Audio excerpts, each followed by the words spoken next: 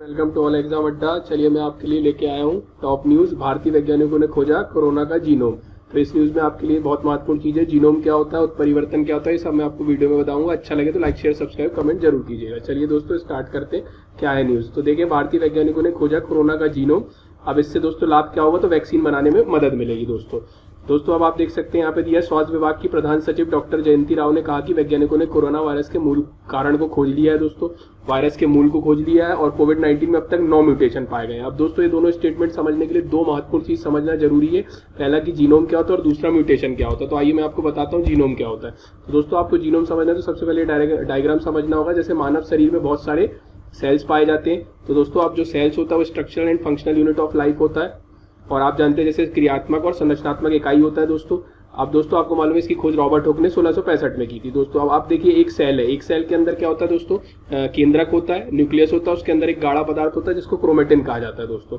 अब दोस्तों क्रोमेटिन जो होता है वो हिस्टोन के प्रेजेंट में क्रोमोसोम में बदल जाता है दोस्तों। यदि हिस्टोन के प्रेजेंट में क्रोमोसोम में बदल जाए तो उसको यूकैरियोटिक सेल कहा जाता है और ना बदल पाए हिस्टोन प्रेजेंट ना हो तो उसको प्रोकैरियोटिक सेल कहा जाता है दोस्तों। अब दोस्तों क्रोमोसोम के अंदर होते हैं डीएनए और डीएनए में पाए जाते हैं दोस्तों जीन्स। अब दोस्तों आपको मालूम है डीएनए के अंदर बहुत सारे जीन्स होते हैं और यही जीन्स के पूरे इकट्ठे स्वरूप को कहा जाता है जीनोम दोस्तों। आप देख सकते हैं G1 G2 G3 G4 Gn को कहा जाता है जीनोम कहा जाता है दोस्तों। अब दूसरी इंपॉर्टेंट चीज है दोस्तों, डीएनए में होते हैं 4 न्यूक्लिक अम्ल होते हैं दोस्तों, ATGC, एडेनाइन, थाइमाइन, गुनाइन और साइटोसाइन दोस्तों। अब दोस्तों जब ये ATGC के अपन एक कोड के रूप में जमाते हैं, एक सीक्वेंस के रूप में जमाते हैं तो उसको डीएनए सीक्वेंसिंग कहा जाता है। और दोस्तों क्या होता है कि कुछ पर्यावरणीय कारणों से, कुछ रासायनिक कारणों से या जब डीएनए की प्रतिरूप बनता है, उसकी फोटोकॉपी बनती है, उस समय यदि इसमें चेंज हो जाए तो उसको म्यूटेशन या उत्परिवर्तन कहा जाता है दोस्तों। तो दोस्तों मैंने आपको बेसिक्स बताया, अब आपको मैं बताता हूँ। देखिए जीनोम क्या आप पढ़ सकते हैं यहाँ पे। आणविक जीव विज्ञान और आनुवांशिकी के अनुसार जीवों का आनुवांशिक पदार्थ है। आनुवांशिक पदार्थ है दोस्तों हेरिडेटरी कैरियर है दोस्तों। आप जानते हैं कि एक पीढ़ी से दूसरी पीढ़ी में जो जीन्स का ट्रांसफर होता है, इसी कारण इसको आनुवांशिक पदार्थ कहा जाता है दोस्तों। अब दोस्तों किसी भी चीज के डीएनए में विद्यमान समस्त जीनों का अनुक्रम जीनोम कहलाता है। मैंने आपको बताया था G1 G2 Gn को कलेक्टिव रूप से क्या कहेंगे, जीनोम कहेंगे दोस्तों। मानव जीनों में अनुमानता 80,000 से 1 लाख तक जीन होते हैं दोस्तों और जीनोम के अध्ययन को जीनोमिक्स कहा जाता है दोस्तों। तो ये जीनोम हो गया दोस्तों। अब मैं बताता हूँ आपको जीनोम अनुक्रमण या डीएनए सीक्वेंसिंग क्या होता है। अभी मैंने आपको बताया ATGC को एक कोड के रूप में जमाना डीएनए सीक्वेंसिंग कहलाता है दोस्तों। तो ये देख लीजिए आप, ATGC दिया हुआ है और ये क्या होता है, ये न्यूक्लियोटाइड के सटीक क्रम का पता लगाया जाता है। सटीक क्रम का दोस्तों वही कोडिंग का पता लगाया जाता है दोस्तों।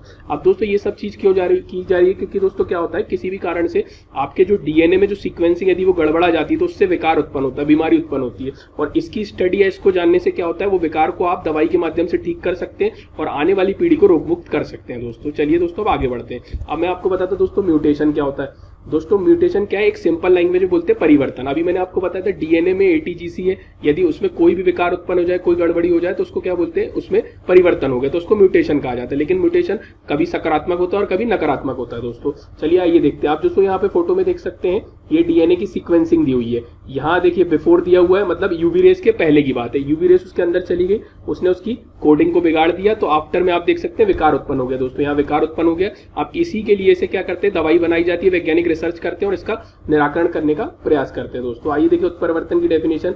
उत्परिवर्तन वह परिवर्तन है जो हमारे डीएनए अनुक्रम में पर्यावरणीय कारकों जैसे यूवी प्रकाश या डीएनए की नकल होने के कारण हुई गलतियों के कारण होता है दोस्तों। अब डीएनए की नकल आप कैसे समझ सकते हैं दोस्तों, आपको मालूम है कि जीव की उत्पत्ति क्या होती है, कोशिका से ही होती है। अब कोशिका के अंदर होता है डीएनए दोस्तों, जैसे मैंने आपको बताया।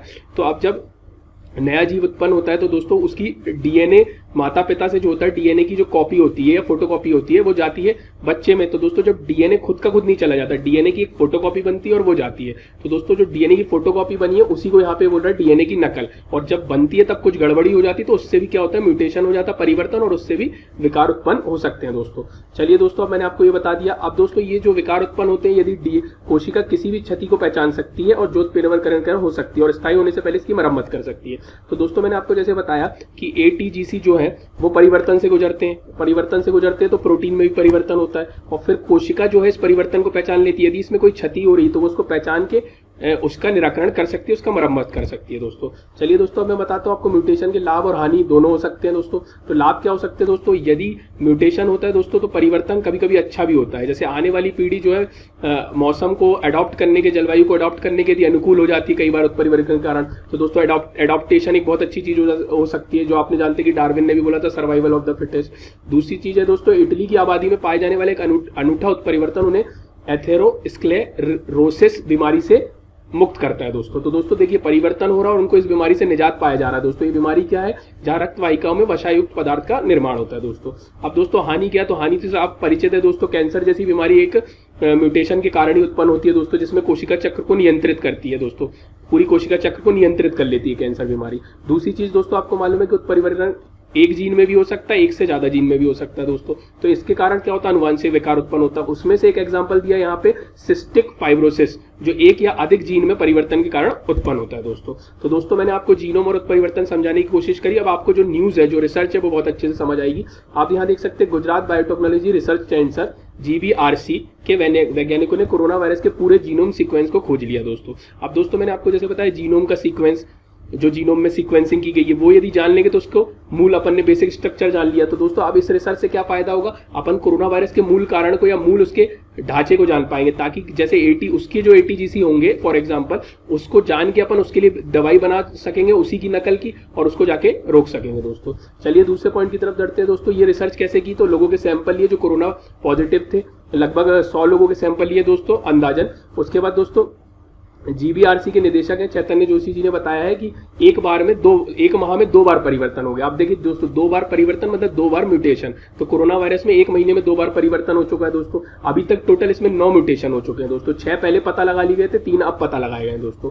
अब दोस्तों देखते हैं, तो दोस्तों ऐसा करने वाला देश का पहला राज्य है गुजरात, और ये पहली संस्था है जिसने पहली बार कोरोना वायरस कोविड-19 का पूरा जीनोम सीक्वेंस खोज लिया दोस्तों। अब दोस्तों इससे क्या होगा? तो आपको मालूम है पूरे विश्व में क्या हो रहा है, कोरोना वायरस का संक्रमण बढ़ता चला जा रहा है। तो उसकी दवाई के लिए डेली रिसर्च होती है। तो वैज्ञानिकों ने इस कदम को बहुत महत्वपूर्ण तरीके से आगामी रिसर्च के लिए माना है दोस्तों।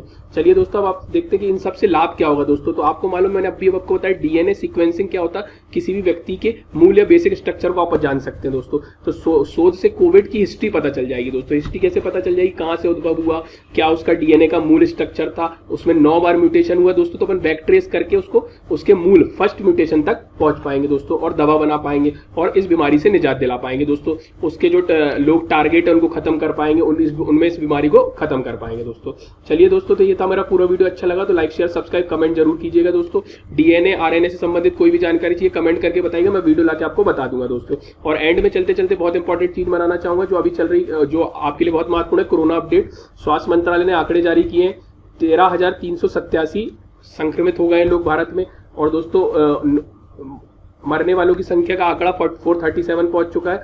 और दोस्तों आपको मालूम है 11,201 एक्टिव केस है, और 1749 लोग पूरी तरह से ठीक हो चुके हैं और उनका अस्पताल से छुट्टी दी गई है दोस्तों। अब दोस्तों इस न्यूज में सबसे इंपॉर्टेंट चीज है गुजरात। तो मैं गुजरात के बारे में बहुत महत्वपूर्ण पॉइंट बताना चाहूंगा, जो परीक्षा की दृष्टि से काफी उपयोगी है।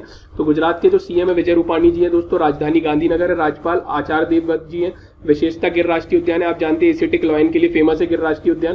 क्षेत्र रैंक गुजरात के जो क्षेत्रफल है उसकी रैंक है 5वीं है दोस्तों, भारत में 5वें नंबर पे। भाषा गुजराती, सबसे बड़ा शहर अहमदाबाद है दोस्तों। और साक्षरता दोस्तों 2011 के आंकड़े के हिसाब से 78.03% है, जो कि काफी अच्छी मानी जा सकती है, लेकिन और बढ़ाई जाने की जरूरत है दोस्तों। और आप यहाँ मैप में देख सकते हैं कि पश्चिमी तट से सटा हुआ है गुजरात, और यहाँ मैप में आपको मैं दिखा रहा हूँ, ये गुजरात है दोस्तों, लाल कलर से दिया हुआ है। चलिए दोस्तों, थैंक यू। वीडियो अच्छा लगा हो तो लाइक कीजिएगा, शेयर सब्सक्राइब कमेंट जरूर कीजिए। और MPPSC की दोस्तों ये हमारा चैनल है, MP से रिलेटेड हर एग्जाम पढ़ाए जाते हैं, तो इसको आप लाइक शेयर सब्सक्राइब कर सकते हैं दोस्तों। धन्यवाद, बाय बाय।